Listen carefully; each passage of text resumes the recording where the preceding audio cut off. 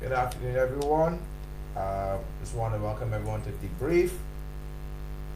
Just want to take a couple of minutes just to share the link as usual. We're coming to you live here on set. We're discussing a number of issues today with our guest, Scott Weatherhead. And we're just going to take a minute and to share all the links as possible to everybody in YouTube. Start to share it with your friends and families, and with everybody as we discuss a number of issues here with Scott Weatherhead on today's show. So I'm just going to share it to a few groups, so just bear with me as well. Alright, as we share, and welcome everyone that is already on, and we will be going live soon. Alright.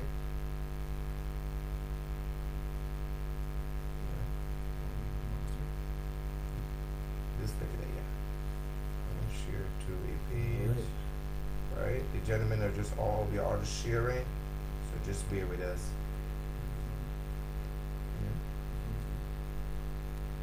Half moon. Alright. And then we will start the ball rolling. Yeah, we're just sharing, and as I said, feel free to share as well. Come down, you can see it, share. Come on, it's here. Come on. Alright. Slow down, just come down. I'm trying to finish it on my page.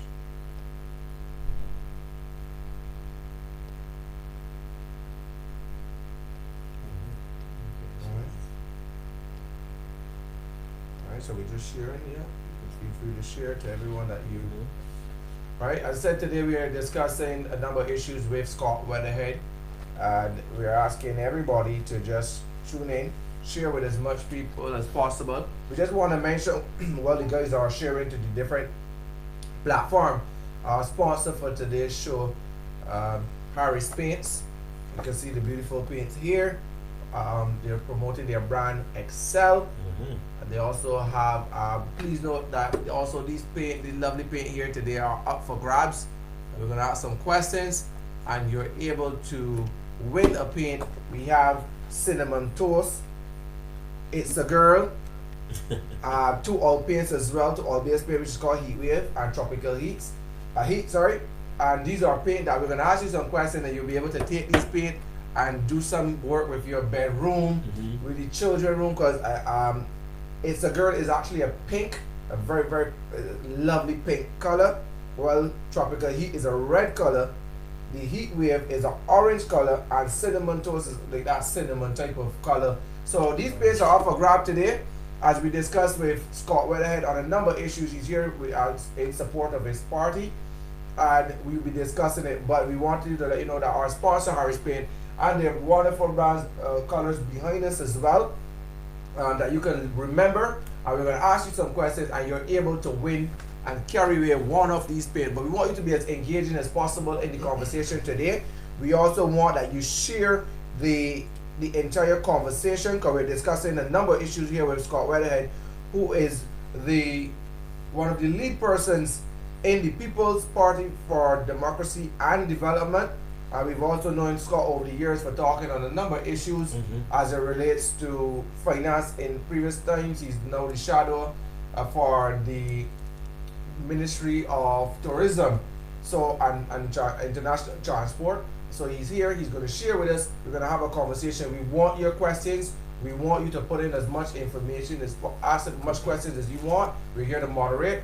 I said our co-moderator is the man is small, raise your hand, the man is a shake, Simon Aline, myself, Kimar Safri, and next to me is Mr. Kimar Stewart. So we're going to have a lovely show. If there's any technical difficulties you're seeing, please feel free to let us know. If you're not hearing us, if you're not seeing us, let us know so that we can fix, because we are using live stream. We are high numbers right now, so let us go. Scott Weatherhead from the People's Party for Democracy and Development. Welcome to the show. How is things going? How is the party? Tell us a bit about the party.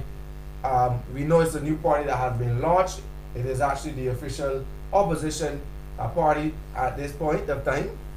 Some may differ, but at this point of time, in government. So, Scott, tell us a bit about the party, a bit about yourself, and a bit about the work that the People's Party for Democracy and Development has been doing. Yeah, well, thanks very much, Kimar. It's a pleasure to be here with you guys. I feel old. Bunch of young people in the room around me, especially this guy here who I've known for quite some time and have tremendous respect for. The People's Party for Democracy and Development obviously is a new political party. We were established last year, and we are the formal opposition party in the Parliament of Barbados, headed by Reverend Joseph Adderley. And the party is developing very nicely. We have some very creative people with us, some experienced people from political arenas past, those who would have had experience with various political parties, whether Solutions Barbados, the Barbados Labour Party, the Democratic Labour Party, United People's Party, UPP. So we have a mixture of folks. This is not a party of people who have never had any kind of political experience or experience in elections. In fact, most of the folks in this party would have run in the previous election and they won in the previous banners. And so we have been working together since about a week following the elections in 2018. We gathered as a group and we started to lend our services and advice to the leader of the opposition. And I want to make clear, because a lot of people have asked and have wondered, about the subsidy and so forth that political parties get, that we have never received any money from Parliament to this day as a political party. And so, and even if we had, our signing up and joining this party had nothing to do with financial gain. We felt it was important for democracy that Barbados had an opposition, and we wanted to lend of ourselves, our talents and our abilities to our country, and this was an opportunity for us to serve our country in opposition. And we all serve free. We are not paid. None of us are paid. The only thing we get is lunch and drinks sometimes when there's lunch and drinks available. But I believe, and I have felt very strongly about this, that it is an honor to serve your country in whether in opposition, whether in government, whether in the political sphere, in or out of opposition. I think that if you are someone who's stepping up and saying, I have some intellect, I have ideas, and I'd like to serve my country in a political capacity, then I say kudos to you. And so that is what we're here to do. We're here to serve the interests of the wider Barbadians. Such the party is called the People's Party for Democracy and Development, because we are about serving the people first. We're not about serving politicians. We're not about serving the political elites. We're not about serving business interests or financial interests. We're here to serve the people of Barbados. Well, thanks, Scott, for coming out. We're going to be delving into a lot of hot topics today. We really want all the viewers, to be able to pose some questions as it relates to. I think your coalition will be PDP. That's for sure. I know there was some little tussle away the PDP, even though it means People's Party for. Development. So forgive me on the word. It's still a long way to try to get used to it. I know you would have touched on the fact that y'all not receiving any subsidies and any financial assistance from government, but I know that they said in the time of election, is it? If I stand corrected, that they would release funding for parties to be able to run political campaigns. No, there isn't any legislation addressing funding of political parties, political campaigns yet. This is something we would like to bring about should we get the opportunity to be in government. It would be wonderful if this government was to do that, because we feel one of the issues facing this country is the fact that political parties get funding from business interests, private interests, etc. And this can create some challenges, because then those who help fund political parties, once they're elected, they expect some kind of favor or return.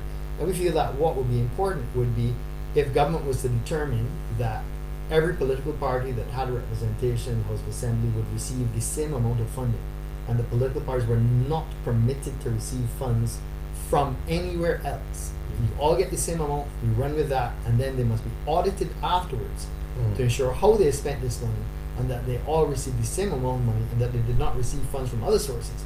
I think we would have a more fair society because once that party is elected, nobody will be expecting favors in return. But that's something for the future. That's not something that we're addressing right now. Okay, good evening, everyone. That sounds like a good idea in theory though, Scott, but in more real life sense of it, trying to achieve something like that, then you could get persons just willy-nilly creating political parties just to attract money and still don't really care anything about actually winning elections, right? That's one aspect of it. Also, that would be additional burden to taxpayers.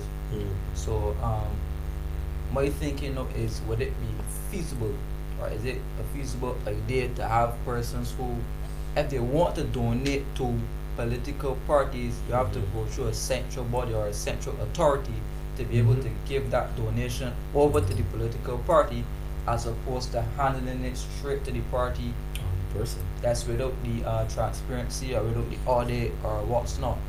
But it seemed to be a better idea to have all funding for political parties channeled through a central authority and then handed over, then disbursed over to the party.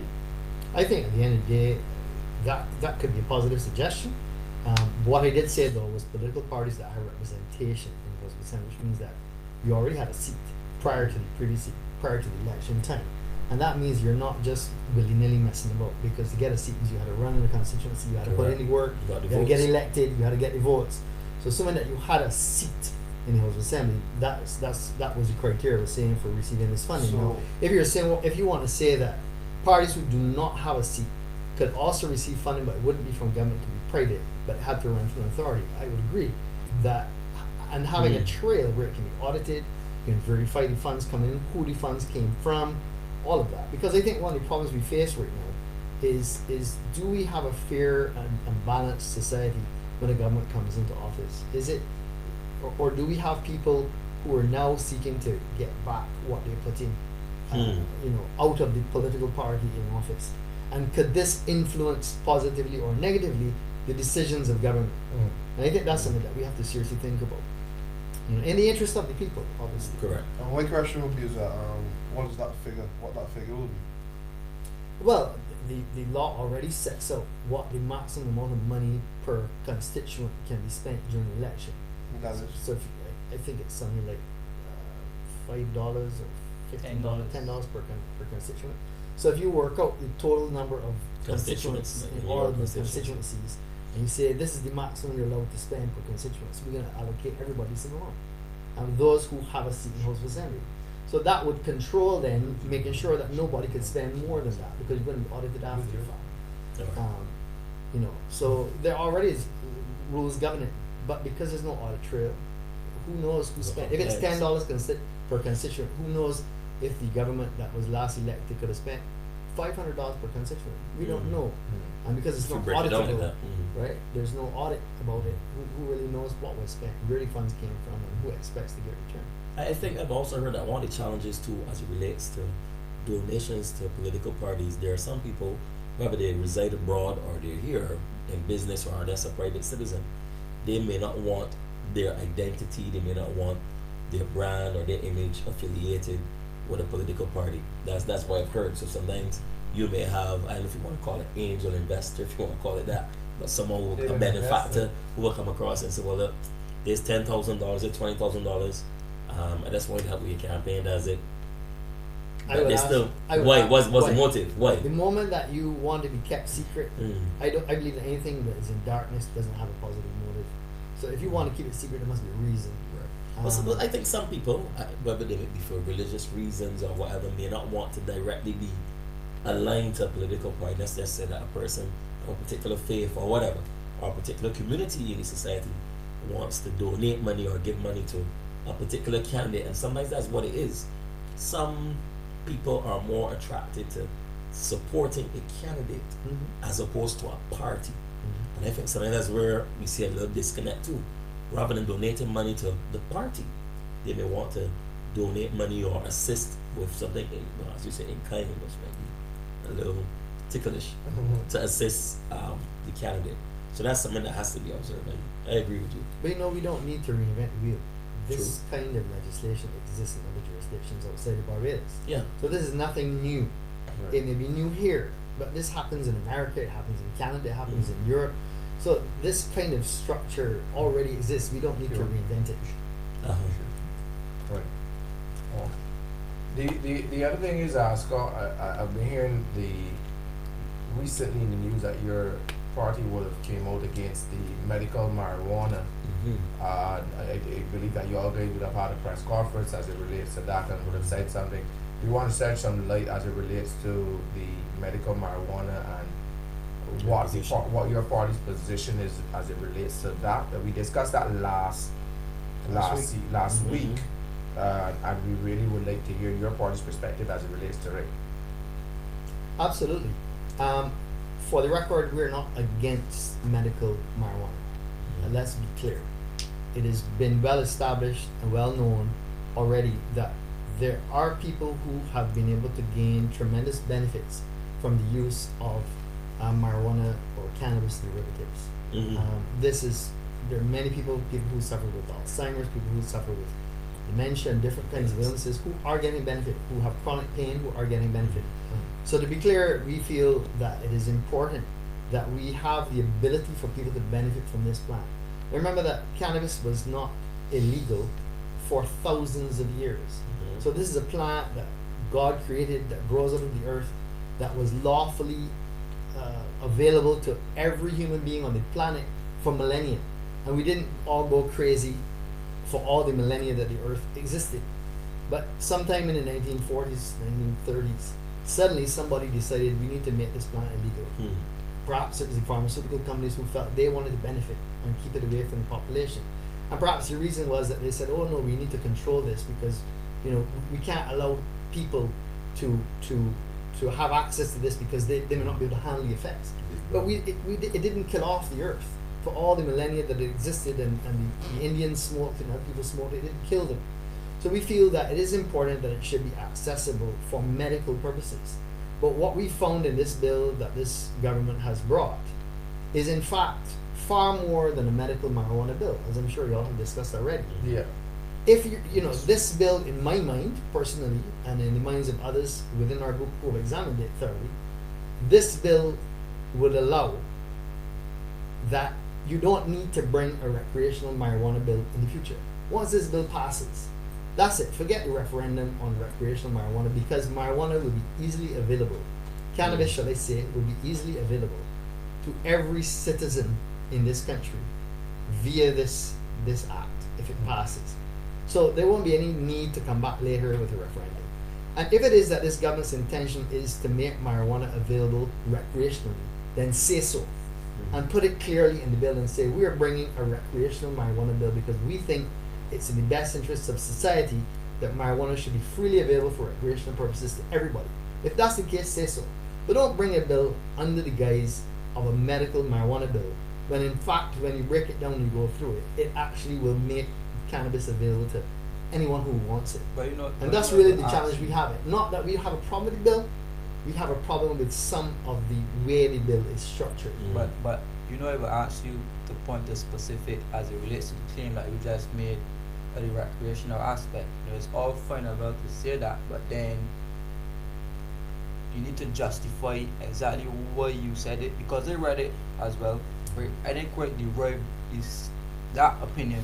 We discussed it in length. We actually saw some guards as it relates to protecting some people from having access to medicinal marijuana as well.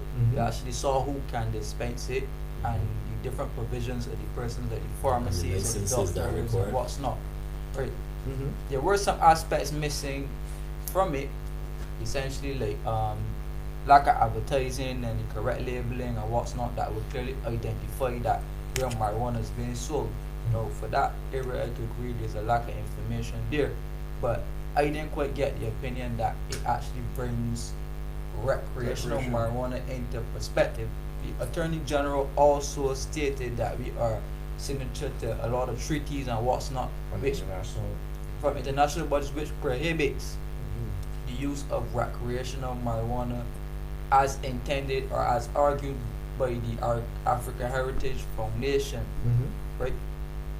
Now, if it is that the government is trying to accommodate the argument from that perspective, and they're trying to intertwine it into the bill to accommodate the Rastas, right? We would call them. Would that be a drawback for the wider society, in your opinion? No, I don't think this is not about accommodating marijuana for the Rastas. I think that if in fact government's intention was to provide access to cannabis for religious purposes, then bring a bill that deals with that separately. And I think they will find favor among the Rastafarian community and those of perhaps other religious faiths who believe that that's the substance they should have access to for religious purposes. And you would have a difficult time denying them that. So if that is your intention, that's a separate bill. This bill, I don't believe, from reading it, was designed to address that matter. And so the Rastafarian community is going to have a challenge trying to be included within the guise of this document here. Now, recreational cannabis is a whole another thing. And what we have seen in other jurisdictions, St. Vincent, Canada, and so forth, is that you start with a medical cannabis bill. And then from there evolve. The next bill that comes will be for religious purposes. And then the following bill that comes will be recreational use. So you start medicinal, then you go religious, and then you add recreational use. So this is the beginning of that line. And if that is what this government intends to do, and if that is the mandate that the voters of Barbados who elected them has given them to do, then say this is what we're going to do. But don't come saying we'll have a referendum someday and the people will decide. When actual fact you're giving such access to it within this. I'll give you an example. An example, for instance, clearly out of the documentation is the fact that this bill provides that you can have this place called a dispensary. Now, dispensary is a medical term found under medical and pharmacy legislation, and it has very specific purpose and very specific rules governing what a dispensary is. But this government has redefined what a dispensary is within this legislation. And you also have something called a prescription. If a doctor is going to prescribe you medication, it has a specified dose and it has a specified form, whether liquid or tablet or other form. Right. So if you're going to say, as is in this bill, that you can have access to medical marijuana via either a prescription or something called a recommendation. What is a recommendation? Please do tell me what a recommendation is.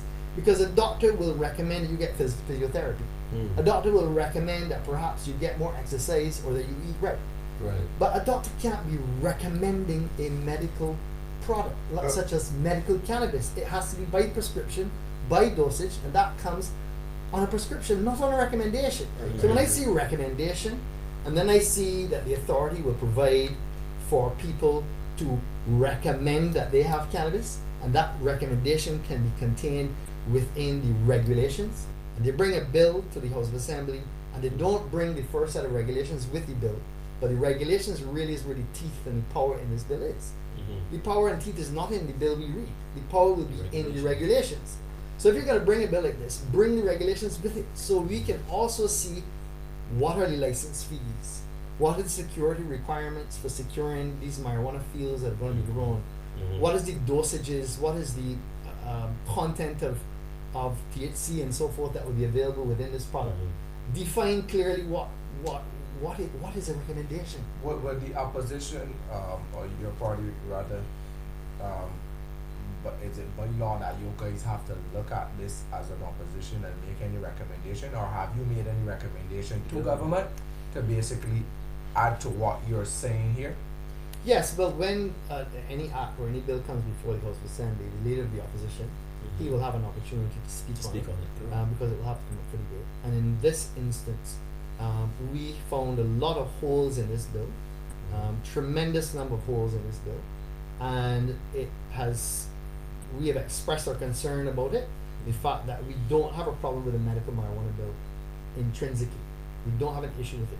But get it right. This is not such a bill. So are you guys proposing one that would either redo the current bill or give advice to say, okay, that bill that you have right now has flawed, but here the opposition so to speak, has prepared a bill that would basically could be encompassing or could replace. And can you take that into recommendation? Can you take that into thought or whatever? Has the opposition started to do that? So we have drafted our concerns, and we will present them before the Select Committee of Parliament. As you know, the bill has gone before the Select Committee, Right. and the Select Committee is going to be hearing from various stakeholders. And that in the select country. committee is made up of you guys as well, or just The leader of the opposition is one of the members Right. of the Select Committee, together with Senator Caswell Franklin, who's an opposition senator, and together with other members from the government side. right? So the Select Committee will hear from the Medical Association, the Bar Association, the public, the Rastafari Yes, groups, yes. and whoever is interested in presenting their concerns or endorsements or proposals towards this bill. And over a period of time, the Select Committee will hear these concerns and make their decisions as to whether the bill can proceed as is, whether it needs changes, and if so, the changes will be made and it will be submitted. So the last thing that happened, was that a consultation? We know that they had a meeting. With the I saw the Rastafarians, Yes, I saw other people. Was that a meeting, consultation, That- workshop, or that was a town hall meeting That was the first meeting of the Select Committee. of the select committee? And the Select Committee meets again, I believe, on the 24th, and it will It will meet. be rapid. Okay, go ahead, Kimo.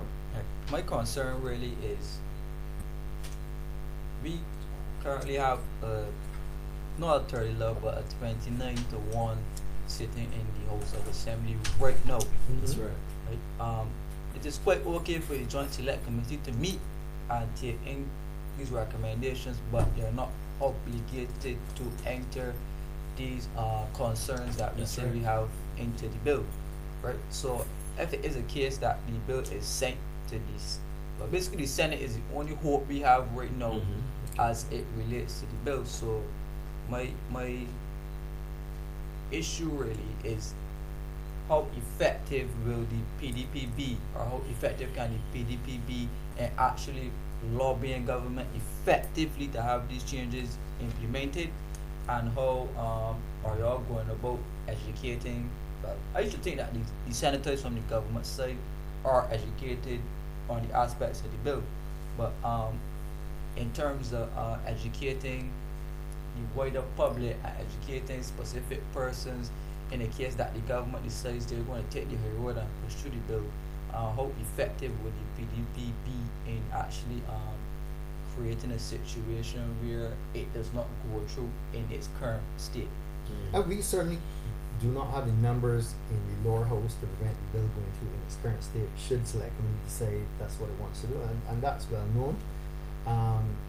It's a tighter race in the upper house, but what we can certainly do is make known to the public through the various Concerns. media we have access to, online media, social media, the press, and so forth. We can make known the concerns that we have about the bill. It just needs to be tidied up. It's not to say that we want to stop this bill from passing at all, but the bill needs tidying up. It needs significant tidying up. We think that this has been rushed. The government is looking for money, and the feeling is that this Looking will for money provide. or looking for investment? Well, both. I Both. mean, they need money, and they think this may be perhaps one of the ways to get it is investment. But I would say, we need to be very aware that when you make, if this is not done right, if this is not done properly, we could have a serious problem on our hands in Barbados.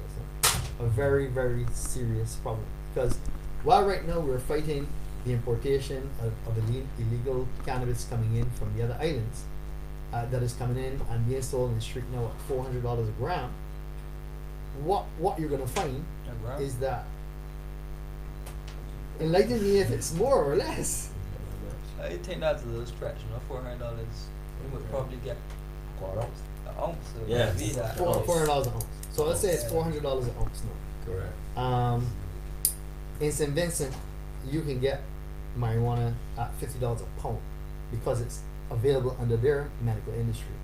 So what happens when marijuana becomes available in Barbados widely? Because you have farmers growing it. Listen, we can't even stop radial larceny. You can't stop people stealing yams. You can't stop people stealing cane. How are you going to stop people from stealing marijuana grown properly under license? So the challenge is it's going to leak into It's society. regulation. You're looking more at regulation. It's correct. It's going to leak into society in huge quantities, The guys who are right now importing it from overseas at great risk and selling at a high price, all these guys are out of business overnight. Let's be real, they're out of business overnight. The people that are going to benefit from this is the large Canadian and American foreign companies. They're going to come up here and set up shop. And all the guys, the Rastas and the guys who perhaps may be growing it now and think this is an opportunity for them, they can forget about it. It's true. This government is going to put all of them out of business overnight. One of the things that we touched on in the show a couple of weeks ago was that the cost of starting up the medical marijuana industry was between $200,000 to $500,000 per year. US. And that doesn't have anything to do with dispensary. That doesn't have anything. They're just, we don't even know the licensing costs. That's We don't right. know So licensing costs. we That's don't right. understand that the medical, but to be fair, we found that the medical marijuana industry needs to be started in Barbados. The government has taken the initiative to start it. We've all acknowledged on the show that we've seen the loophole in the bill, but then I guess the reason for these consultation select committee would be to redefine the bill before it is passed in Parliament. So it is still there that I believe that the government in itself has taken the step not to just fly it through Parliament, but also put this joint select committee together to make it, to give everybody the voice from the Rastafari to back down. What I'm hearing from you and your party is the fact that you fear that from medical marijuana could have no religious and the recreational. So what statistics or what proof in the pudding does your party bring to say yes, this is a fact? I know you're seeing it in other countries, but what proof that will give that this government is going to allow to pass from medical to recreational to religious? Any proof in that? Well, we can only follow the trends that have happened in Canada and other jurisdictions, St. Vincent and other jurisdictions along the way, Jamaica now also. But would it be fair to put it on this government because we're seeing it as a worldly trend? Well, what we know is that when you institute this industry, as I said before, you can't stop men stealing yams. When a man is growing marijuana by the acre, tell me how you're going to keep him out. Are you going to hire the defense force to patrol it? Or are you going to build a steel building with 2-inch thick steel walls and guard it with dogs and machine guns in order to keep out people from stealing it? So when it leaks into society, as it will, in mass, in far greater quantities than we have now, and people who perhaps don't have a prescription or recommendation to access this product are now accessing it far more easily than before. The guys on the block who are selling it today are going to not be able to make money. Their marijuana drops to $50 a pound in Barbados. A 5 bag will be 25 cents. So these guys are not going to make money. They're going to move up the chain and start selling crack, cocaine, meth, and other drugs. So we're going to have a bigger problem than the problem we face right now. So it may clamp down on imports coming from St. Vincent, because who's going to risk bringing it to St. Vincent when you could get it over a fence from your friend, in St. John or St. George? Somebody throw you a pound over a fence and you But What is steps, that what a steps norm? do No. you put? Okay, so if your party had, say, elections had to be called in a short space of time, what steps economically does your party have to put in place to stop, just in case the marijuana becomes legal, to stop fellas from graduating to crack, cocaine, and what's not? Could you provide us some type of synopsis as to economic plans that would actually help these fellows, just in case they run out of business, to actually come on stream and to get legal work? But that's the whole point, is that I think we need to develop a society of entrepreneurs. We need to develop a society where we are teaching students at school to start businesses, to get into business for themselves.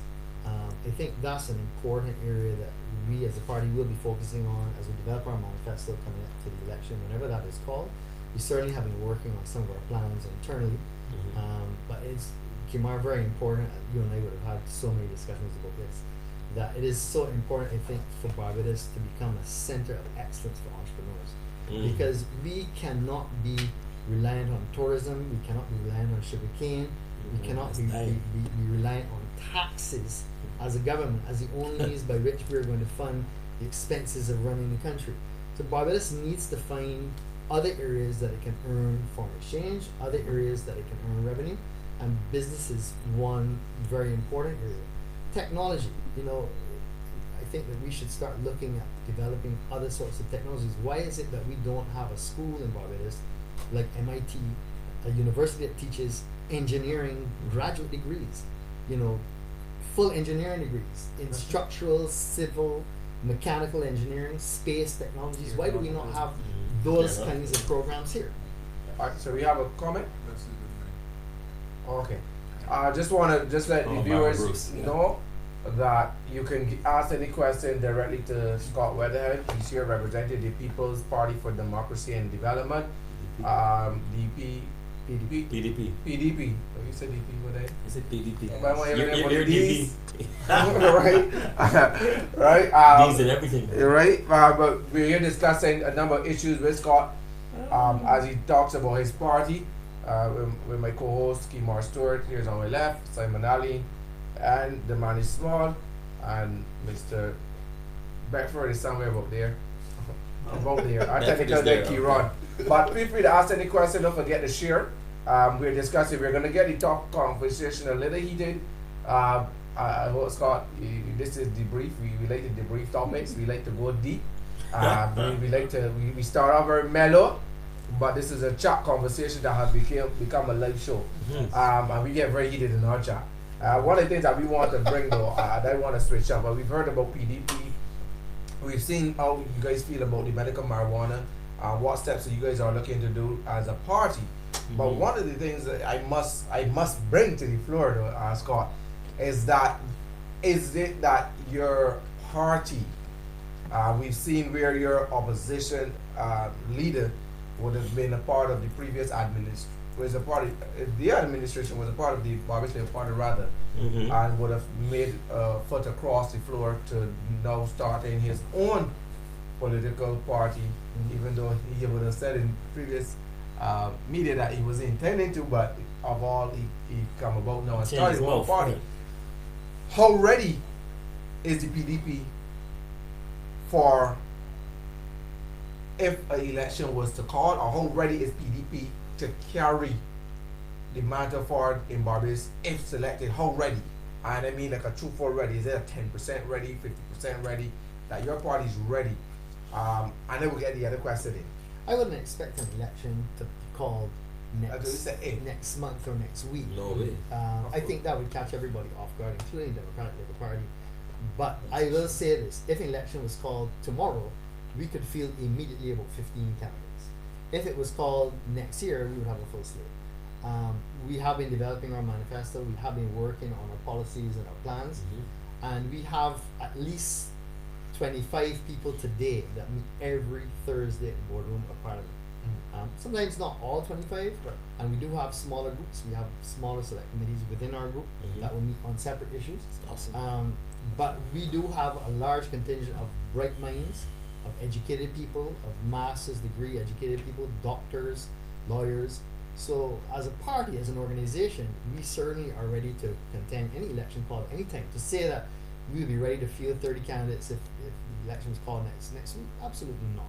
Okay, so my question would be, now in terms of philosophy, what reassurances do we have as a public looking on that the leader of the opposition has a totally philosophical difference between the Barbados Labour Party and the PDP, as in this is where his roots was for many years. So what is there to reassure us that it will not be more of the same thing if it is we do elect PDP and we're well, answer that bit. Answer that bit. Well, yes, the leader of the opposition has spent many years with the Barbados Labour Party. He would have gained tremendous political experience within that organization, and I'm sure that he's very thankful to the organization for the time he spent, and the experience he would have gained while with that party. What I will say though is that this party is not a party of Joseph Adderley. This is a party created by many people who contributed to the philosophy of the party, to the ideology of the party, to what we're about and what we stand for. So it is not only about Joe and he. Our philosophies will not be BLP philosophies.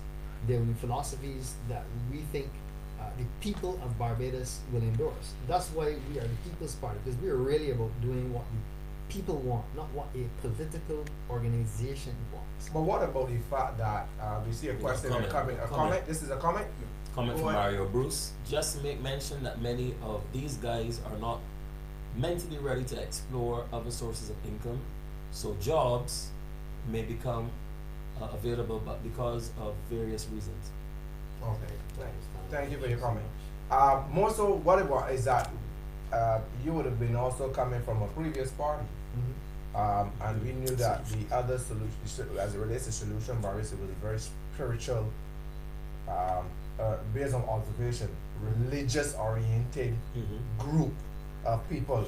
You had to either be Christian, and you had to be either a businessman, as it was poured out there in the public to become.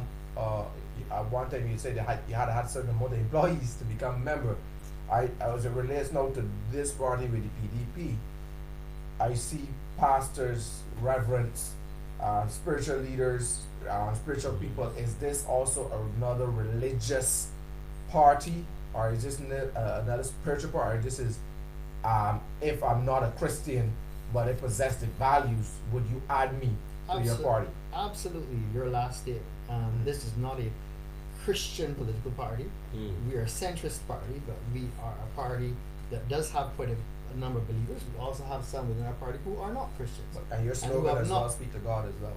But so does other political America, God parties. bless America. The money is on it. Yeah, Very right. bad. I just I mean, say, it's in our national anthem, right? The So Lord is good. so, but we are not a Christian political party. We're a political party that has positive morals and values, and so we are open to the public, as long as people believe or associate or agree with the values that we have portrayed and we put forward. They're welcome to I join have our a party. question too. Absolutely. In Nepal, as it relates to political history in Barbados. I'm fortunate. Well, my first degree is in political science, and one of the things that I would have learned, Not one of for the me. things, not for me, now. One of the things I was drilled in, not drilled, but one of the things we went over in school was the fact that Barbados has historically been a two-party state, and which party is that? it has been a two-party state. Which party? The political pendulum swings between B and D.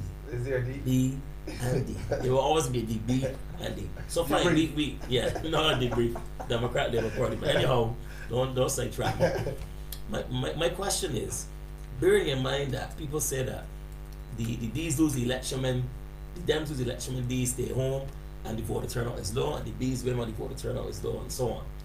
How do you see your party positioning itself either as a wedge or either as in a sense to be in the political landscape in Barbados and actually speaking more to the newer voters and trying to garner support from those undecided voters in upcoming election? Certainly, but if you did political science, you would know that Barbados has not always been a two-party. The NDP country. didn't. Oh no, I'm speaking long before NDP, yeah. 1966. Barbados has at some point had as many as 4 or 5 political parties. Long before you were born, before all of us in this Yeah. room were born. And so this is maybe perhaps in your memory and in recent memory, let us say from our independence, that we have really been a two-party state, Right. except for the brief moment with the NDP. NDP. Right. And again, a very short time with UPP due to what had taken place at that point. The reality is that we think that around the world, if you follow politics globally, you will see that these changes are emerging. Younger people are waking up and saying, I am not necessarily going to say that I support the party that my mother or my father supported because I can think for myself. Fair enough. And we heard that a lot during the last election. In fact, many of the constituencies that I canvassed, many of the years I canvassed during the last election, we would speak to older folk, we would speak to younger folk, and a lot of young people said, "Listen, I don't really care what my mother or my father is, but I want to hear what you have to say because I know B and I know D." Yeah, I think We heard that. Exactly. it was specifically so in St. John, that's where they actually lost St. John, because that's the reason. I have spoken to persons also, and they had highlighted the fact that they voted probably in previous elections, let's say for the DLP in St. John, because they were told by their mother, their grandmother, whatever, which is a Generational big part of thing. the support. But then the switch happened last election, whereas Swing. they were not following up on their traditional values from the family, but they were looking at what was going on and saying, okay, we're not going to vote for them because of X, Y, and Z. And I Mhm. think that happened specifically in St. John based on what you're Mhm. speaking But about. is the PDP the answer? That's it. But my question though to you, before we even jump all the way where we went, you were first with the Solutions Barbados. Why did you left Solutions Barbados for the PDP? I want to answer that too. You were going to answer all the questions. You were going to answer that. You go first. You go first. What I will say is that Solutions Barbados appeared to me to be a closed entity. And I would like to thank very much Granville Phillips and Solutions Barbados for the experience that I gained in that organization. It was invaluable because I got to experience what it was like to run in an election for real, what it was like to campaign. I got a lot of experience on radio, on television, canvassing in the community, talking to people. That experience will last me a lifetime. It was invaluable. So I am very happy that I went through that process, that I got to, so that when the next election comes, I don't have to be wondering what's it going to be like. What I expect. What Mhm. you know? What do I have to do? How do I get through this? Because I know exactly what to expect. Welcome, But- Jermaine. Yeah, no Good worries. evening. Early as Mr. usual. Objective. I expect I will run in the same constituency I ran in last time, which would be Christchurch East Central, which would be the Minister Ryan Strong. So I do expect to run the same constituency I ran under Solutions Barbados. I got to know a lot of people in the constituency during the last election, and I have an affinity for the area. I've lived in Christchurch most of my life, and specifically in that constituency for at least the last 25 years of my Wow. life. So I am happy to continue running in that constituency if I get the opportunity in the following election. God spare my life, I expect to run there. So are But you so- visible in any constituency right now? Is anybody visible in the constituency right now? Very interesting question. I know you Dems for sure definitely are not.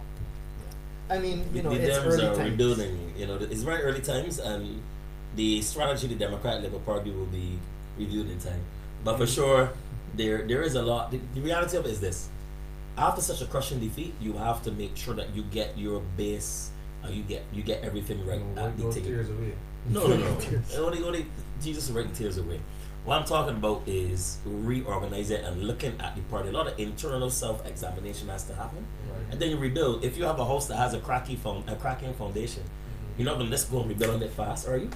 You're gonna have to Well, we do. start I over. know, we You're do gonna have to hope- start we over. do hope to have the Democratic Labour Party leader here, The president of the Democratic president, Correct. Madam to discuss the I look forward to that. Democratic Labour Party. Right now, we're Right. discussing the PDP. Is there a question there? I will Sorry. really say on this. Hold on. Was there a question Somebody said the there? volume is too low. Volume is too low. Before Okay. that was a comment by Shauna Rollins, I think. If you scroll up. Yeah, we're gonna turn up the volume.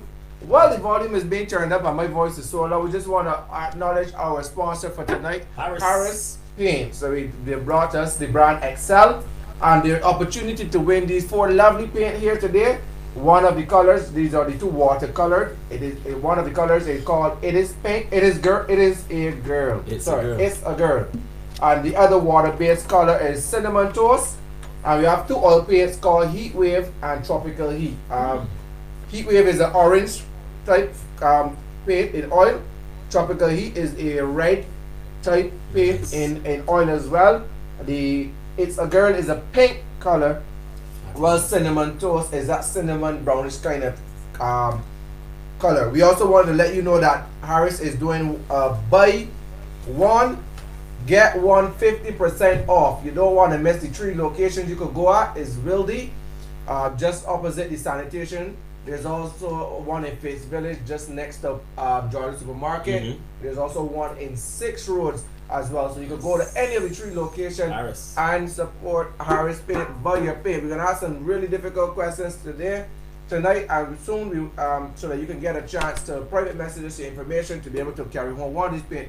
There must be a child room that need painting. You must need some additional Accent color. wall. Something gotta be, some touch up, some whatever the case may be. We want to thank Harris, championing the Caribbean champion for colors. And we're here as we talked about discussing with Scott Weatherhead from Good the man.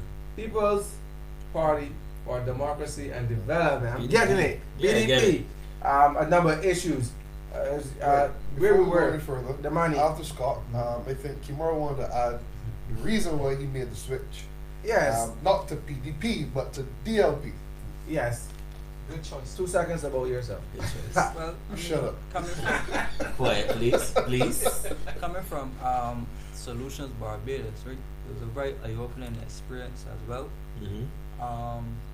I won't be as timid as Scott and just to try to address any situation. Definitely, I don't think we saw eye to eye on many different situations as it relates to the vision for the country.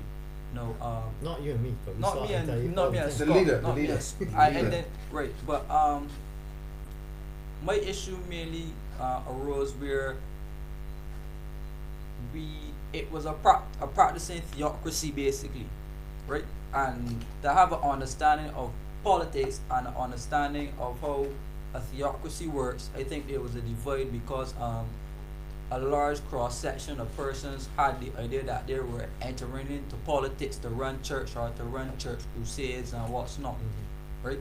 So in terms of actually forming a political party to go forward, the party has some generally good ideas, some very intelligent and nice people, but then those persons were not in abundance to actually take a party philosophy forward. We had a good section of persons who were taking church ideas forward as opposed to that. So you had a good like Scott, we had Yourself. myself, Paul Gibson, we had John Carter, we had Carter. Jennifer Highland. Highland, Julie Chabot, Niall Chabot. We had a good set of persons who were actually filled with good ideas, good political philosophies. But then there were persons who had no ideas, they had no inkling for politics, no interest in politics. So therefore, we had significant breakdowns in terms of going forward. Fair enough. What I want to ask though, is you hit it on the head. Whereas you're saying you highlighted some people who would have had good political vision and some that did not have good political vision. As it relates to PDP, no, you're made up of several parties, even some of the said Solution, Barbados people that I think that didn't have the vision either. I would disagree with you And, entirely. no, here I what would I'm saying is, disagree with and you have Barbados, but you have from several parties, but I'm saying, even based on what Kimura is saying, as it relates to, there were some people, and he highlighted the names, but what I'm saying is, there are some people that I'm seeing from the same Solution whose name he didn't highlight that I could have said, or whose name he highlighted that I think don't have good political vision as well. What platform is there to really get these people to that level? Because it's not in a disrespectful way, but there are some people in the party that don't understand politics. In which party is that? In PDP That don't understand politics? that don't, yeah, but that's what I'm asking. What is the preparation steps now for those that don't understand the politics fully? They may understand that you may have a guy that's good at economics, but doesn't mean he's a good politician. So yes, you could do the work good when you get in as a good economist or a good whatever technocrat. But when you get in the ground at dealing with your people, and we may be seeing that in all parties, not just yours. So that's why asking the question. Yes, you may have good people there, but what is the training ground as it relates to getting them to becoming the people's people? Person. Before you answer Scott, Kimura, I could play devil's advocate a minute. You just always play devil's advocate. Well, this is what I would like to say. That's really this is what I would like to say to the point you just raised. You're speaking about people, more or less from what I gathered from what you just said, is that the PDP has a lot of technocrats, but not necessarily people who are politically willed. No, I never said a lot. I said they may have. May have. Or May have. What I would like to say to that point is this: traditional politicians, in the general sense of the word, have failed us. That is a reality. This sounds like a subordinate point. No, it's not. No, It is a more important. Go ahead, brother. Right. Go ahead. Traditional politicians, in the general sense of the word, have failed us. Barbados has come to a point, and now Barbados must move on. Right? Now, I will support that view further by saying that Miss Motley, when she became the Prime Minister of this country, she recognized that it was no longer about who was able to score brownie points here and who was able to score brownie points there, and recognized that if you wanted to move Barbados forward, you had to have people who were strong-willed, competent, know exactly what they're doing, and be prepared to take licks for doing what they have to do. Now, with reference to this current government, I wouldn't say that they have been 100% on point, but they're trying, right? The previous government, I think they had a few good people in there, but for the most part, total waste. Simon? Yeah, the second term probably did not go. No, Simon, for the first Second term, term? for the first term, it was a waste. I would not. I can't say Right? that. I cannot sit But- here. I cannot sit here and let you say that about the Democratic Labour Party. And I just said it about the Democratic Labour Party, and I will. I don't maintain think that so. position. I think But that. I want to hold on. I don't want to say Simon. I know. want to say We to did it with Scott. Scott. I want to say to Scott that I support what the PDP is doing because you need to have an opposition force within the country, Of course. and you need to have a voice which is willing to put a government's feet to the fire. And you know, I will say this to you. It is a reality that at some point there will be opposition. There will be more opposition MPs in the Parliament of Barbados. Hopefully, in the next election campaign. You see that as a coalition government, or you see that as a one You party? never know. You never know what may happen. No, I'm saying this. I would give the PDP the vote over the DLP based on the last. Yeah, but if you bring it, but you can't do that. But, Yeah. but if you're going with a new set of candidates, a new ideology, you're rebranding the party, you're refocusing the Are party. you going with a new set of candidates? Because I hear a lot of your old I don't want to hear what you hear. Read that for me. Alright, hold on. Alice I want just comment. has some comments here. Yes, go ahead. She said having the political vision isn't all. Some of the smaller parties can't make impact in a quick time because the numbers are lacking, I guess, supporters. Yeah. We need proper shadowing and not simply shadowing a ministry. Shadowing is more than that. Persons need a chance to be around the game, be aware of the law, sit in parliament, observe how things go, make themselves aware of protocol and so much more. A small party is not to be discouraged, but it takes more than passion and vision. Proper strategy is to be embraced. What I will say to you is Thanks for this. the comments. What I will say to you is there's a couple things that you need to keep in mind, and that is that any new political party coming up, Yes. whether UPP, Solutions, any of the parties coming up, they're going to need an opportunity to develop their base. Yeah. They're going to need to gain experience in governance, experience in the House of Assembly, experience debating, experience dealing with laws, dealing with bills, press conferences, and that is the experience we are getting. So if you look at all of the landscape of the smaller political parties, call it as you may, one of the things I am thankful for is the opportunity that we're getting is a master's degree education in political science, because we are immersed in it every day. That's right. In other words, every bill that goes before the House of Assembly, we see it weeks before you guys see it. So We get to discuss it. discuss we it. get to So debate it. basically, Scott, we get you're, to take you're, it you're apart. ahead of this new slate to come. Correct. So- So we are getting people like myself and Paul and the others are getting Feedback. real You get real real-time experience. Yes. Okay. That will come in handy in being a future government, because we're getting experience, and we would potentially have 5 years of experience before the next election, if it takes so long, of actually responding to all the financial statements, responding to bills, dealing with matters that have come up during the course of that period of time in government. sorry. And that's invaluable. You can't get that being outside the House of Assembly. But the thing about it though, going back to what you were saying, I was thinking about what you were saying, Jermaine, and I was saying, wow, the fact that you can say that, I mean, sitting here now, that you can't agree or you don't understand what was done in the last 10 years, something along that line is really, to me, disingenuous when I consider the fact that there are a lot of things positively that were done in the country in the last 10 years. Simon, I believe that 77,000 to 22,000 totally proved my point on the 24th of May 2018. But if the method, we understand that taxation did not sit well with the people of Barbados. Your problem with However, taxation, it was. but it was part of Well, it. It was part of the policy. remember, It was gentlemen, part of the we policy. have invited the opposition leader Wait, wait. to Not the debate. opposition leader. I am not Sorry, the opposition sorry. leader. Well, Let's be very clear. Sorry. Let's Yeah, be promote. very clear Let me about that. verify. I have invited I would like you to president. no. Yes, the opposition leader will be available. I have invited the Yeah, for president sure. of the Democratic Party. Of course. So, gentlemen, if we can keep all Please, having. and you need to realize that. Correct. And you can't keep looking back, blaming.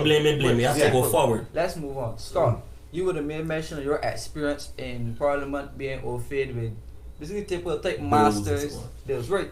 Just to read the article from you here from Nation News, Mhm. it says the People's Party for Democracy has given the Barbados Labour Party a failing grade with respect to matters on tourism. Mhm. Now, the verdict was handed down by Mhm. the party's spokesperson on tourism and regional and international transport, Scott Weatherhead, on Thursday in the Leader of Opposition's office in Parliament. Mhm. Now, you're quoted here saying, "We believe the government is doing a really poor job of managing the tourism sector given the restructuring of various tourism entities of government-owned and managed state-owned enterprises. Now, together along with some of the other projects that is slated to come, many of which have been stalled, Mhm. some have been badly handled, particularly the Hayat project and the acquisition of lands." And you're quoted here saying, "You do not go about a project like that where government goes and acquires private lands ostensively and then leases those lands for another private hotel." No. Before I allow you to comment, I would actually want to raise the issue of the Sandals Hotel in Oh, the yes. North as well, Mhm. and the Sam Lars issue, Mhm. along with the Hayat. So could you give us your comment as Your the views. shadow for tourism, your views on, or give us some justification as to why you made the claims here, and then give us your opinion on these other hotels as well. So we would know that under the Democratic Labour Party administration, that Sandals was granted certain concessions, and it was done by, I believe, memorandum, ministerial memorandum, and these concessions were related to taxes, duties, VAT, etc. That's right. 40 and years. therefore it allowed them to establish the hotels that they have right now. And in employ South close to Korea. 1,600 people, Bajans, yeah? Correct. Yes. But you have to ask yourself, while that's wonderful that we're getting employment, which is important, government Yes. also needs income. Right. And Sandals would be an entity that, while it is generating a lot of people, if it was contributing tax revenue, whether on imports or whether tax revenue on profits towards the government coffers, it would also help the economy tremendously. So when Sandals then went and sought to establish the second resort, all they simply did is they said to this administration, look, whatever you granted us before, Give us we some want the more. same We want the thing. same. But hold on, this time, we don't want a ministerial memorandum. We want you to pass an act of parliament that would make this something in law, that we would get these things for X period of 40 time, years. and that no minister of tourism in the future, Can change it. or minister of finance in the future Mhm. can change this. Yes. Well, that's nonsense. it's lead There's behind- no it's lead way. behind it. There's no way on God's green earth I would have agreed to that either. But you cannot blame them for negotiating that way. Mhm. As You a start business high, you person, start high. as a business person, you can't blame But them is it for saying, like- "But you gave me is it- this." Wait, Before. Scott, first thing though, Businesses do operate you on do you certainty. agree? All right, well, let me get the Scott, money do here. you agree though with the whole partnership that they would have came in with the government at the time, in terms of not having to pay all of these taxes, which the other hotels that have been here for decades are still paying? I have a real problem with that because here we have a Jamaican-owned entity that's probably owned through various offshore structures, who will ensure that its profit base probably Stays in America. out of Barbados, Yeah. and thus it pays probably the minimum amount of taxes. We have no doubt.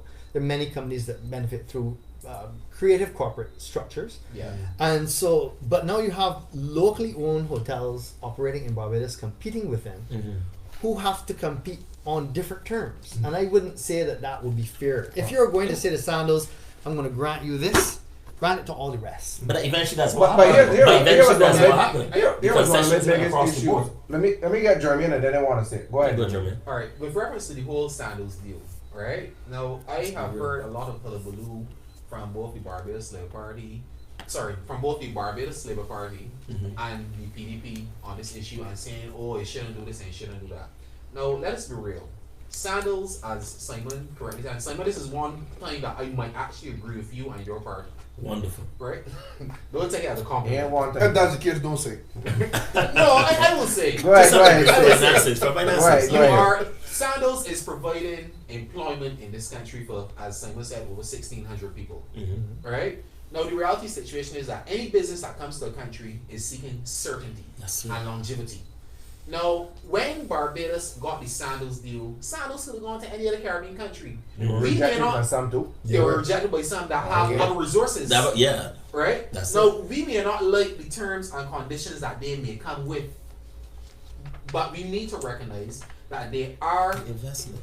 they invested one in Barbados, and for every dollar that they spend in this country, it will not only be a dollar, because as Kimar, you're an economist and you know this, money has a domino effect. So you spend $1 and they're gonna multiply by 4 or 5 or even 10. Alright? In terms of the tax revenue that we said we were missing out on, Sandals is not paying taxes, and a lot of other hotels in Barbados that we like to big up are also not paying taxes in this country either. Your creative Right? corporate structure. Right, creative corporate structure. And the reality is that what we need to do, instead of sitting down and bemoaning that Sandals isn't paying its fair share of taxes, we need to find a way to get the tourists out of Sandals Hotel And into- and there you into go. the communities in Barbados, Community so tourism. that they can actually Absolutely. spend money in Barbados. That's it. And then the That's it. taxation Well will said. benefit this Well country said. instead of Jermaine, you're right. complaining every day. Alright. I Well would said, agree with Jermaine. you. I would agree with you. Let me let Well me said, let. Jermaine. Go ahead, and then I Right. need to Just make a to, point too. just to add to Jermaine's point, there are many working papers from the Central Bank of Barbados which speaks to the fact that Barbados is a high price destination. Mm-hmm. And the recent addition of all of these room taxes That's and it. levies and Levies, increases yeah. in VAT and what's not. It's only making it higher price. Yes, that's it. destination. So Exactly. just to quote quickly from a working paper of the Central Bank, it states here cost concerns in the hotel sector. Go ahead. Although Barbados for many years has been a market at a high price destination, there is a concern that with VAT and other taxes, the sector can no longer compete with other Caribbean destinations. Good point. The strength of the Barbados dollar compared to other Caribbean currencies has resulted in a high cost of living in Barbados. That's right. This high cost is reflected in the tourism industry, generally where high wages and the overall cost of doing business in Barbados makes the cost of providing hotel accommodation higher than in most other Caribbean In the territories. For example, St. Lucia right now has taken significant chunks of our tourism business Mm, and probably. Jamaica. Yeah, but we The have to, truth. we have to remember to do it. I personally think that what the administration did as it relates to putting a pause on this deal was ideal. Absolutely. I agree Because with you you, Minister. cannot come here. Sanders knew the value in Barbados before they invest. Of course. Barbados. They were So trying don't to let get me- Barbados before. Don't let me think that Barbados is like, yes, we need investment, we need the tourists coming. On the previous administrations too, we had high level of tourists coming, but low level of tourist spending. So Correct. now, on the Minister of Tourism and International, is it still International Transport, would have made mention only this week or last week that the spending has gone up in addition to the level of amount of people coming. So there have been a turnaround in the spending. But on the Sandals, just let me add to that. We are quoting where we say Sandals is putting to $450 million Yeah. in A projected, economy. yeah. Now here's Yes, what, investment. and we had this conversation in our chat. Mm-hmm. My biggest problem was that we were looking at the value and we were not looking at what was actually being contributed to Barbados. Correct. Because 450 million being invested is being invested but not invested in Barbados. Because the chairs that they're buying might not be coming from here. Imported, The fair enough. beds that the only body that steel. might But the steel, contractor, the the only contracting body that companies, might be making money the contractors, is the contractors. But building the- let's say Mhm. that the building cost is 50 million. 80 million.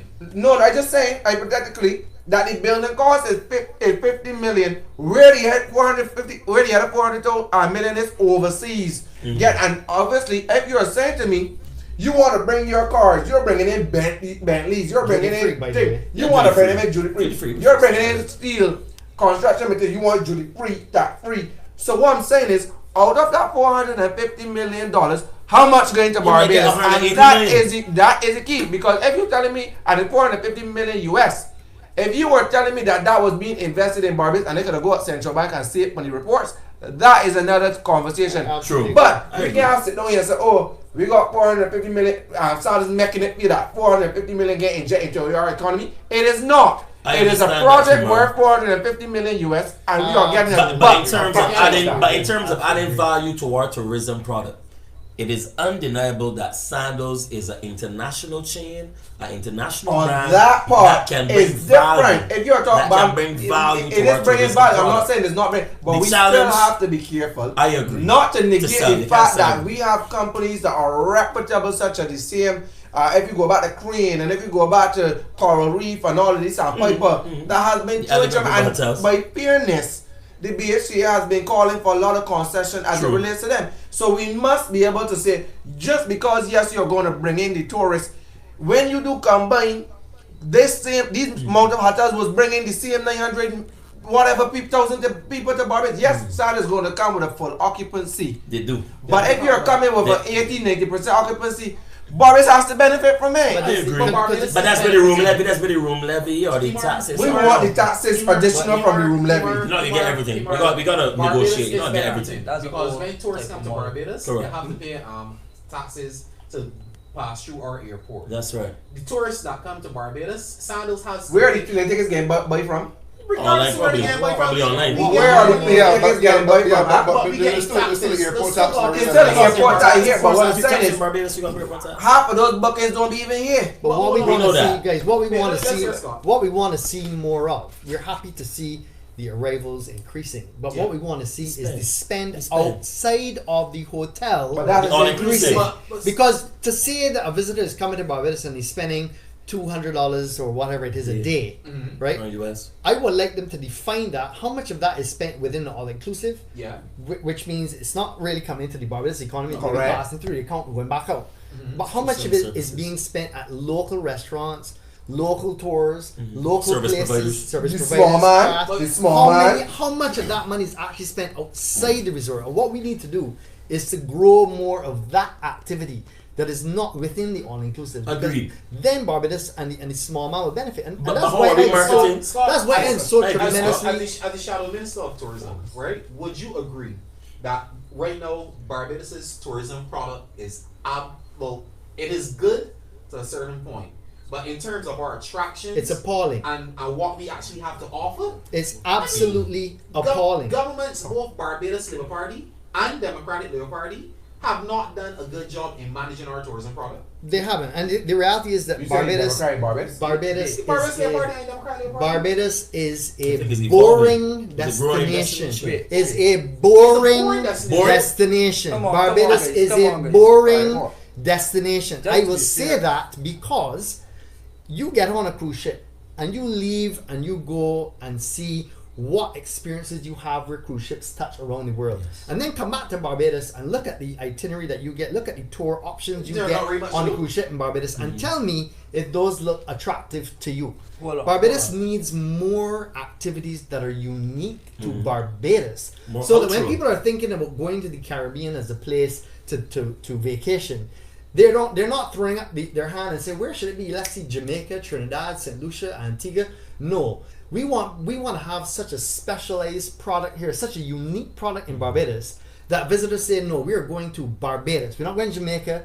We're not going to Curacao. We're not going to Dominican Republic. We want to be in Barbados because Barbados has this, and this is the only thing that is in. Alright. This Barbados is the only country that has this particular. While you're this touching on particular that, attraction. we just want to welcome the former Senator Irene Garner. Yes. She has posed a question: has anyone mentioned the millions Sandals Sandals spends. spent in marketing from which Barbados is benefiting? Kimar, you could touch on that if you want as well. Yes, yes, it's Thanks for the basically question, called Mr. Ronald. a competitive advantage, right? Yes, Where sir. you give the hotel certain concessions or what's not to come in and operate because they do have some type of tangible and intangible benefits as well. So she made the issue of marketing, but with marketing comes finance and comes economics, and the fact that hotels are actually leaking more foreign exchange, which is helping to break down the economy as well. So although you may gain in one aspect, you Yeah. still lose in many other different aspects as well. And then too, as a former hotel worker, especially my associate degrees in tourism and travel, and they worked in many hotels. They worked at the only 5 diamond resort in this side of the hemisphere.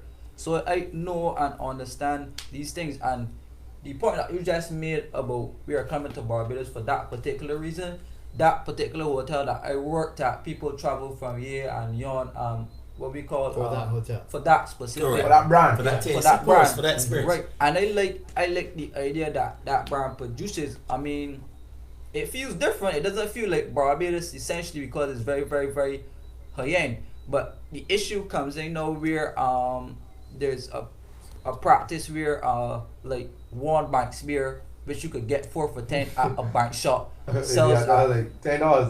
$12 for Okay. one Yes, beer. sir. But no, you can't Right. diminish people's But profit. come on, But- hold But on, yeah, hold on, but we hold just on, hold on, understand where hold he's on, coming hold on. from. Right. Go ahead, Kimmer.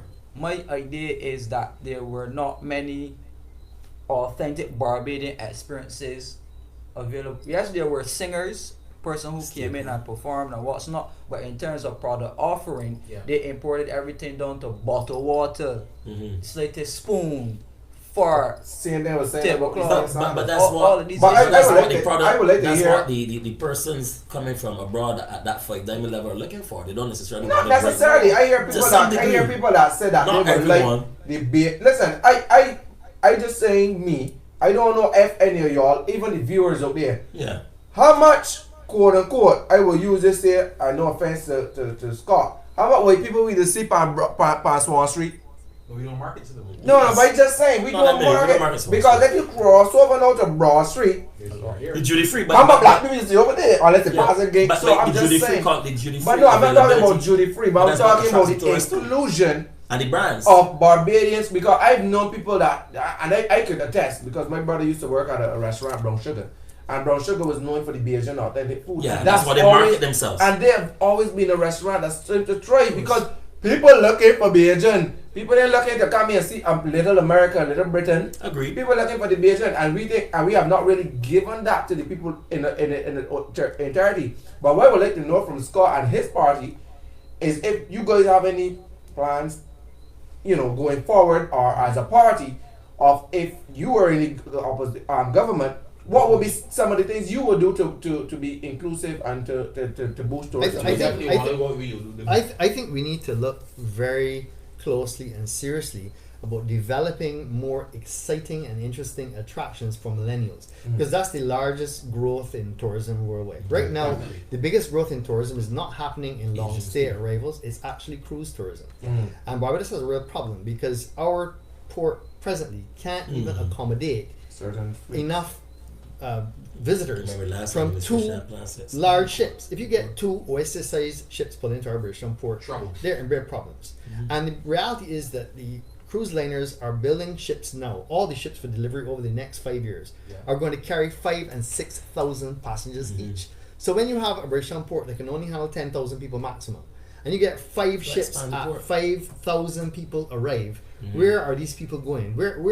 How are you going to process these people? How are you going to allow them in? And what in fact the cruise lines have said to Barbados is, if you don't get your act together and sort this problem, we're not going to make destination. Barbados will not be a destination. To be fair, So they're going to take those visitors somewhere Elsewhere. else. Right. Who To else be can fair- accommodate it? to be fair to, as German keeps harping, to be fair to the Democratic Labour Party, they had plans. Democratic, right? Yes, Okay. That plan said they expand had the port. plans to expand the port, Bur- yeah. Bur- Burt 5. Is Well- Burt 5 or 4? whatever you want to call 4 or it. 5. I'm not But too they sure. had There were plans to plans to expand that, expand the right. port. There were And plans. At what I cost know, to the I people? know, but just hold on. I know, The in government all is costly. fairness, right? The former Minister of Tourism, Richard Seeley, has been doing extensive work as it relates to having direct flights from South America. Straight to Half Barbados. empty plates? Come on, Charmaine. But It's you a got start. to It was a start. No, it's a start. you got But to no, but it was a start. Because you can't come and say the former minister bringing flight from South Africa. But South America said- South America, sorry. But they No, was Mikey, man. yes, we appreciate that. half We get, empty. but then what happened? Some of them You're had gonna to promote, stop. but that's Some it of them goes had to back to stop. what Irina said. You're gonna promote But Barbados some of as a them had to destination. stop. Some of them had to stop. Gulf Airlines. So I was saying That's that just we saying. really The need Lyra to Scott said. we really need to focus more on developing attractions for visitors Right, that are been there. unique. What type of attractions? Give me some examples. Example, why do we not have a water park after all these years? We're A in the water park. Caribbean. Yes, I agree with you. Why after all of these years? Look, we have Disney has theme parks in Japan, France, Florida, California. That one should be here too. Most of those places are freezing cold from November Right up till until- about May, right? March, That's a April, March May. week again, so- So why is it that Barbados isn't speaking to Disney Labor and, laws, and the man. government saying, here, listen, we're going to give you, I don't know, No, the government want to get the 3,000 concessions. They want to hold get the on. concessions. See. Given 3,000 acres of land in St. Lucie somewhere, Uh-huh. right, for the next 99 years or whatever. No. Encourage them to come and build a theme park here, whether it's a Mhm. water park, whether it's a Disney theme park. Now Disney has cruise line as well. Correct. They're going to bring their own people. Exactly. And it will be an attraction to other cruise lines to make Barbados a stop because the visitors can get off the cruise ship, And go to spend Go a straight day to at the the- theme park, the- back yeah. on the cruise ship. You guarantee They can spend every money. cruise liner moving to the Caribbean will make sure They get- Barbados they stop is there. a stop. There would be So no Even if other you like want that. to Well build, said. even if you want to Let build me a get cruise Mark- terminal let me up get north, you Mark can do to that. So you would definitely support the idea of an airport in It's St. St. Lucie Lucie. then. I'm not supporting the idea of an airport because let's be clear, the arrangement that was discussed with reference to an airport and the last administration is a little bit misunderstood. The designs that were done for St. Lucie Airport were specifically for a training airport. This was a very small, and it actually was approved for a training airport only to take the training off of Grantley Adams International Airport. I know you were into Right? aviation. So stuff. that what was approved there would not accommodate a commercial airport. Not Okay. only that, Okay. but this government could not afford the cost of maintaining two airports. We simply couldn't afford it. Fair It enough. is not a Fair practical enough. thing. Let me Fair get, enough. let me get, I got the moderate We got because, some comments hold here on, coming the in. comments are saying that we're doing too much cross talking, so I just want to take the opportunity just to moderate so everybody, so that the viewers are not We're gonna scroll confused. back up. Sure. But anything, go ahead, Jermaine. Right. I wanted to add to the attractions that Scott was talking about. It is amazing that how long Rihanna has been a singer Back now? up again. And why is she Sorry. not We- helping hold on. develop about Barbados? 10 That's the years? question. No, we gave her an ambassadorship, right? Mhm. And she does her best to try to market this She country. promotes the island. I will say that.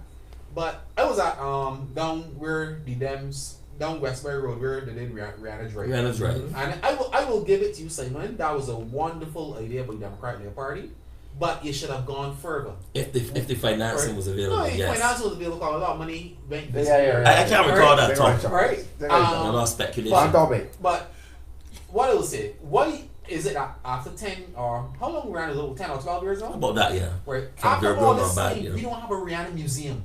Right? We just got the Grinder Highway. What does Barbados The have? cultural artists. A museum of music. Because you know tourists, Performing people artists. that come to Barbados, Jackie Opal and all they that. want to see what we have. We to got a wax offer. museum. We, Which is different, but we have a wax they want to museum. see what we have to Oh, offer. okay, They yeah. want to see.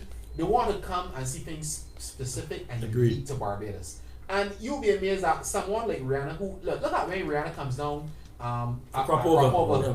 or a band. The international media. You have about 1,000 or 2,000 people who fly into Barbados That's to serious. jump in a band That's so With- nice. just to jump with Rihanna. That's right. You don't think that those same millennials that Scott talking about wouldn't be interested with them and their Generation Z children to come to Barbados and go through the Rihanna Museum, even the house that Rihanna used to live in, Of want course. to explore The that West problem. They Bank. want to see where she grew up because they're interested in what she has done worldwide and they want to see where she The comes link to from your origins, in yeah. Barbados. We have the biggest marketing tool on earth.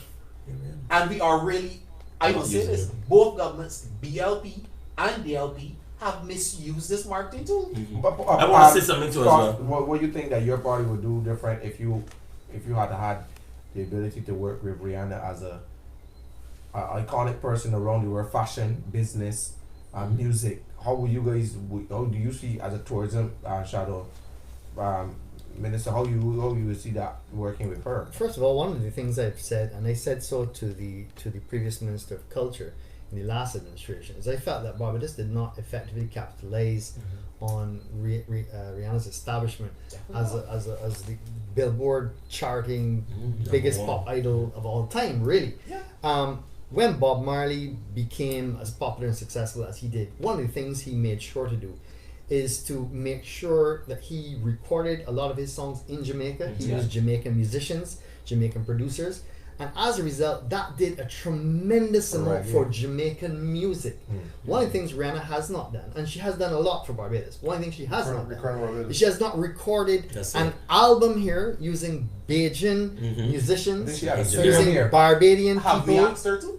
I have. Well, we don't I know can that. tell you that I Yes, have uh, asked the Minister of Culture, as you probably know, I operate a recording studio. Yeah. I have asked the Minister of Culture Very good. why that hasn't been done, because what I said to him is, even if the song doesn't hit, even if she did one song, the royalties and the credits that the local musicians would get from that globally Definitely. would Beautiful. put Barbados on the map forevermore. Correct. And it means that our musicians here would then get opportunities to play on records for other artists Correct. out of the credit and recognition that they got Credibility. through From her. Rihanna. And that Correct. is what Bob Marley did for Jamaican music. And I think if there's one thing Rihanna really needs to do for Barbados, Correct. It's a is single, yeah. make sure that she gets Barbadian people, Barbadian musicians, songwriters, singers, musicians, producers, studios involved in the making of her music, even if she brings her international producers here. Yeah, but she has That will do so much for the music industry. Agreed, Because Scott. Because not, it not gives us an only, opportunity not to only, export music to the not rest of the only world. will her, Must be not only will she active. bring her, I mean, let's say she bring her producers, but she usually have collabs,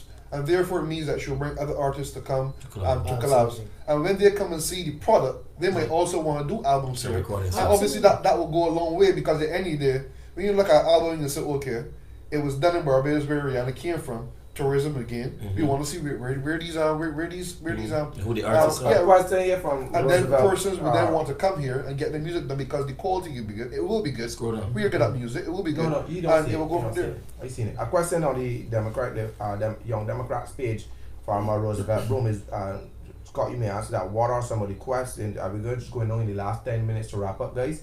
But they're asking, what are some of the plans for building up the Barbados image for visitors? This is by Roosevelt Broom on the Young Democrats page. Yeah, I think it's very important that, as I said, we address the quality of our tourism product. Mhm. We look at the tours that are being offered to the cruise lines, the tours that are available generally to long stay visitors as well as cruise passengers, Yeah. and we need to start some level of quality control management over some of these tours as well. We need to ensure that when visitors do tours in Barbados, that they meet certain standards, Yeah. and that they go away having had an excellent experience, and not bad experience because they were harassed on the beach or because they were on a jet ski and it cut out and they ended up drifting to St. Lucia and no one ever found them. I think it's important that we start looking at the quality of our tourism product. And one of my big problems right now is the whole issue of Harrison's Cave and the fact that this administration seems adamant to privatize the cave and put it in the hands of a Jamaican entity, which has an extremely bad reputation in Belize. And I think you can research, Chaka tours and see what has really been going on in Can you spell that word for us just so we can get it correct? I think it's CHUKKA or something. Chaka Okay, tours. check it So out. if you research into the entity that is operating the tours that the government has said they're bringing in to operate the Harrison's Cave, Yeah. you will find out that they have an extremely bad reputation in other parts of the world. Places like Belize, where visitors have been injured. They had a bus fire.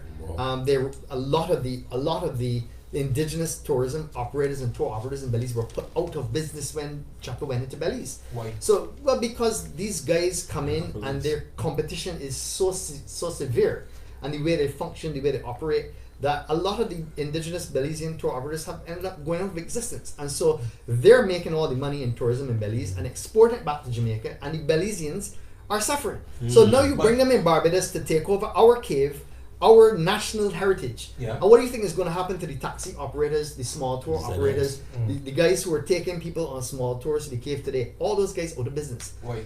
Because these guys will start with you operating just cave, said it. then next thing they will do is operate sea to port and transfers with their Yeah, own sea buses. and so on. Then they start operating other tours, and then before you know it, they're in every but kind can we of say that for tourism. certain companies here in Barbados existing already that has more so to have this seat to port and have really given the taxi men are already making it like from what I've heard in the paper, read in the paper, that some taxi men were not even getting jobs from the port because these already established organizations here do seat to port to airport, that kind of thing. They do all the tours. So when you land, they pick you. They are It's all inclusive too. all inclusive. It's all inclusive. And it's already starting to hurt our industry. So You know, one of the things that I tend to find is that, you know, as when they see political groups or people debating on certain topics, I realize that as much as this kind of information that you're talking about, it is not information that is poured out into the society. So whereas we tend to want to pick up behind topics such as finance and tourism and stuff like that, these headline topics, things like the Chim Chaka tours. If there's evidence about these people coming into our country, they have bad reputation. Do a Google search. No. I'm not Do talking a Google search. I'm not talking about Google search. Very But here's simple. what, it will be on your party's hand and all other parties that are out there to put that relevant information and put that Google search for us, because I will never go and Google Chaka tours because I have no reason, because nobody, unlike what you're saying, no, it giving the viewers and us a different perspective and a different education. But I think these are what need to be out there for people to understand. This is a debrief. I held a press conference and I spoke to all of the media. Put it on your page. We put it on our page. It's available there now. I gave them a USB stick, every single reporter, with links to all the issues that happened in the other territories relative to this particular entity. And you know what happened? What? Nothing appeared in the media of Barbados. CBC TV didn't carry the story at all. None of the other media carried. All they carried was a very small, very small thing. Oh, PDP says they're against the privatization of Harrison's Cave or whatever. But the gist of the reasons why were kept from the public. And this is a live videos. Well, one issue. All right, two other questions, gentlemen. We gotta wrap up. One we gotta give it some pay. One quick observation, right? We're working in the hotels. Y'all made a very good point about news, right? I want to point that the I don't want to call its name, but no name. Yes, the red newspaper, right? Couldn't make it into the doors because of the sensational headlines and all the bad news and what's not that it puts on its front page, and the reporting standards are not up to particular standard. Okay, then there are, I would call it the blue newspaper. This is not party theme anyway. This is just the colors I observed, right? They tend to be more business friendly and more business appreciated. So the what we would call the guests would more read that because they get more detailed information, more facts as it relates to that. And what I found is persons tend to more read that type of newspaper just true to the standards. So as well as it relates to disseminating information from a public perspective, I think the news has to play a greater role in our tourism. Stop trying to pander to whatever political parties in power to report the sensational news, because not only Barbadians read news, our news is worldwide. Global, right? And all of these newspaper articles and what's not that some reporters think that it's fun to tear down and drag down Barbados, you are doing about nothing but the country. Yeah. That's right. Simon, you had a question? I'll wait to wrap up. Okay, Simon, I just want to end on it because we're well over hour and a half. Yeah. Try to keep it within an hour. Is the question you had asked? No, I just wanted to make a quick point. Quick point, please. Yeah, very quick point. You were speaking just now about the ERC transfers, and Kimar indicated that there are some local operators who already do that, and taxi drivers inevitably suffer. My stepfather, when I was growing up, was a taxi operator, and I remember when he used to operate in the Bridgetown port, and he had to park his vehicle down there overnight, and then he would go in and he would be assigned one job. Now, I'm not sure if that system currently still pertains, right? But I can tell you that based on that system, it severely inhibited him and many other operators like himself from making a decent living. Because if when you were called by the dispatcher and you got a job, say from the Bridgetown port to the Hilton Hotel, which was only 10 US, that's the only job you could get per day, right? So I mean, for many years, under both at that time it would have been the Barbados Labour Party administration from 1994 to 2008, and then under the Democratic Labour Party from 2008 to 2018, taxi operators have been calling for change to the system. And what is funny is that every 4 years, and they said 4 years for purpose, 30 seconds. Politicians turn up out at the Bridgetown port and wherever taxi men operate and like to do what I call photo ops and say we will change this and we will do that. And they do nothing. I will say this on this program, Simon. I can say it for you because you want to be a future politician. I can say it for Kimar, and I can say it for Scott, who one day might walk in the House of Parliament. Kimar as well. Stewart. Say Kimar Stewart, please. Kimar Stewart. Sorry, Kimar Stewart. Right? I would hope that whenever you guys get the opportunity, that you will not just look for another photo op and actually seek to bring some meaningful change to the lives and of taxi operators and by extension their families. Because when you destroy them, they also have families that they have to feed. Well said. Alright, Well said, man. Alright, well, ladies and gentlemen, thank you for your viewing. I really, really, really appreciate the viewing. We have been having some questions and really comments steady too. Lots of comments and comments. queries. We come to you every single Wednesday and Friday. But before, let me Saturday. be remiss. If Scott has anything last to say, I'll give you the last word so that we can then wrap up and give it some paint. I'd just like to thank you guys for inviting me, Kimar, to be here. Certainly, I hope that you will extend an invitation to the leader of the opposition at some point to be on the program. Certainly, we're always happy to participate in these kinds of unfiltered debates. Really get an opportunity to speak on important matters without the political filter in place, because that's one of the greatest problems, of course, that any new political party faces. So I'd just like to thank you. No, the greatest thing about the brief is you see all of us are different from different political class, religious, different backgrounds in business and school, and so we find a diverse group that we speak on so much different issues. We're not about filtering anyone. We're about speaking, debriefing the things, getting them known to the degree that everybody understands what is going on. So when they ask you to spell Habakkuk or Habakkuk, is because they wanted people to understand. If they go and research, they don't going to be researching it with a Z instead of an H. So we love to debrief. We really want to appreciate your leader as well for letting you come as well to speak on the party and also on tourism and a number of other issues, because we had a wide range of issues. We've been following you. We know the work you've been doing. We appreciate you. Each of us, we are just here to every Wednesday and every Saturday at 6 o'clock just to talk about issues, just to talk. You know, we're just all over issues right now, bringing it to Barbados. We're all young people. Every day at session with Simon. But, you know, well, you know, I had to put that in.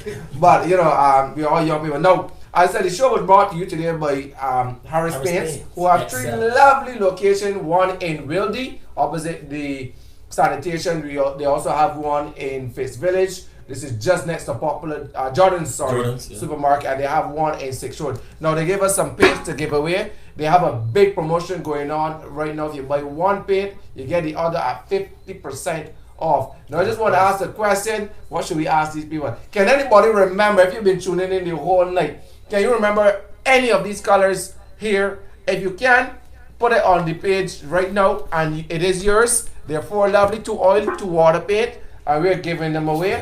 What else we're giving? What else we can ask these lovely people? Brushes to go with this paint. All right, but I asked them what's the name of Scott's party. What's the name of Scott Party? If you can list the name of Scott Party, no, that easy at all. What constituency did Scott run in last election? So that's true. Somebody else want to I like there? that one. I like that What's one. the answer? It's a girl. I think It's a girl. Yes, yes. We have one winner of It's a Girl. Was watching for sure. You was watching all night. For sure. So we have 3 more. So we asked, what's the name of Scott Party? You want somebody else? Somebody else, Kiefer. What's the name? Like all for these paints, all for free and for grant. What's the name of Scott Party? And Kimar also asked, what consistency is Scott running in for his party as well? So give us that quickly. There's another one. Horizon? Somebody said Horizon? Was Horizon one? Nah. Sorry, no. Sorry, Mario. Sorry, Mario. One more chance, Mario. We will give you. The colors are not behind us. Yes, they are behind us. There are many colors there. There are many colors, but you have to get the name of the color. If you can't see them, one more chance. We're giving away for what's the name of Scott Party, and also what consistency is Scott running in. And the other one could be. When are we on next? When are we on next? When are we on next and the time? So we're giving you just a couple of seconds to put when are we on next and the time. And we want to know what's the name of Scott Party. Reload the page here for us, political party. Probably got a whole lot of answers by now. What's it? A lot of answers came up. Oh, my friend Tony Pintorelli, man. All right. What's it? Any answers? No. Alright, if you could remember, Those are comments. put it onto the page. What's the name of Scott Party? The first body that, oh good lord. That's Tony. That's Tony. That's Tony. That's Who? guy. A lot of Tony stuff came Pintarelli from overseas. Oh, Tony, that's a long one. We are wrapping up the show. Sure to read it and to feed back to you through the It's show. very long. It's Yeah, very that's long. comprehensive. What happened to the other comments that were there? You probably Yeah. Any other comments that See were the there? where the colors were posted. All right, Mario got it right. He said Saturday at 6. So yes, Mario, you get a can of paint. Mario, you get a can of paint. Who else gets a can of paint? Any other comments? Two more. What's the name of Scott Party? And where is Scott running in the next election? You got that there? You on? Our technical guy is behind the scenes. Place promotion. That's good. I think Irene was saying something earlier. No? Yeah, I already had some points there. Huh? Just quickly so we can wrap There we up. go. She said, I can read it. You want- Go I ahead, can read it if you alright, she want. said this is not a political issue. The ships prefer to negotiate with companies, not individuals, at every trade show. Not individuals, at every trade show I've attended. The other tourism countries send a rep from their tax associations, none attended from Barbados, even when the government offered to pay. Okay, Mario has another one. He's running for Mario- Christchurch. Come on, Mario Mario. already answered already. And it's not Christ. It's Christchurch where? He You said want welcome Christchurch. to He Ingrid. said To Ingrid Christchurch. also. But he got joined the in. party. He got the party right. Chat. Not the right constituency. How much? He has the party right? No, No, he said the he has the initial. time right. Oh, he has the initial Right. right. No, he said initial also the party. No, you gotta get it. You gotta get The it name, right. the real name of the party. So what's the name of the name of Scott Party and where exactly is Scott running to win Next. these paints? Next show we Sponsored go by to. Harris Paint. Don't forget you can get your 30%. If we close the show and you want to leave your comments there, please feel free. Both Mario and Keitha, They get a pay. please make sure you message us privately your contact information so we can get these paints over to you. So Scott, you want very much paint, Mario? Pay the host. Gazette, we got a can of paint for you, huh? You gotta Yes. ask the question. Yes, doing Gazette. If you can answer the name of Scott Party Oh, Lord. or the constituency which he's running in or ran in, you can get a free pay. We know you have a lot of people to help with your in-law stress, so you can answer the question quick before we close off. If not, leave the question, answer there, and we will take. But on behalf of the DeBrief team, we want to thank each and every one of you for tuning in, for really making this show as it is. The people don't let me. But you ain't there come up. You ain't come up. You ain't come up. Good guy doing Gazette's there. But again, if you want to leave the what is the name of Scott Party and where did Scott run or where is he running, and we will definitely bring these paint to you or organize to meet you halfway to get these paint. But remember, Harris Paint, lovely, Excel brand. Super. I use it already personally. It's a really good brand. We want you to support. If you want your brand to be on the show, please contact us as well. You We promote love it. to have brand placement on the show. Yeah, We yeah, would love to billboard eat or on the show and drink on the show as well. And we also want to bring some young entrepreneurs. Our young entrepreneurs on the Young show. We give a couple of minutes for entrepreneurs to come and talk about their business. But see you again. We just want to let you know that Scott, we really appreciate Thanks, Scott. that invitation as well from the opposition leader. So we will really want to extend that invitation to having the opposition leader on the show. And That's very as well, Miss Berlin De Pisa has already Yes. confirmed that she will be coming on the show. All right. She's due back. I think she'll be on the Wednesday show next week. And we will Awesome. have the Democratic Labour Party president, Miss Berlin De Pisa, on the show. So we Yes. already. I think we got that Simon off of that. I we will take Simon and Kimar off this show. No, he's not No, balanced. I think we can leave Kimar. Simon Then we have to go. go. But we do have an attention. We want to thank you for the steady share, like, and follow us. Please do not just wait. Follow the page so that you know when we are on. What we doing? And you can share to your page. You will know what's coming up next. But we want to thank everybody for following DeBrief. Scott, again, Thanks, thank Scott. you. Thank you. Scott. Thank you. Appreciate it. Respect, man. Thank Have you. a blessed good night, everyone. Bye. See you again, Bye. right? Yeah, At respect. Saturday, Saturday at 6. 6 o'clock. Good luck.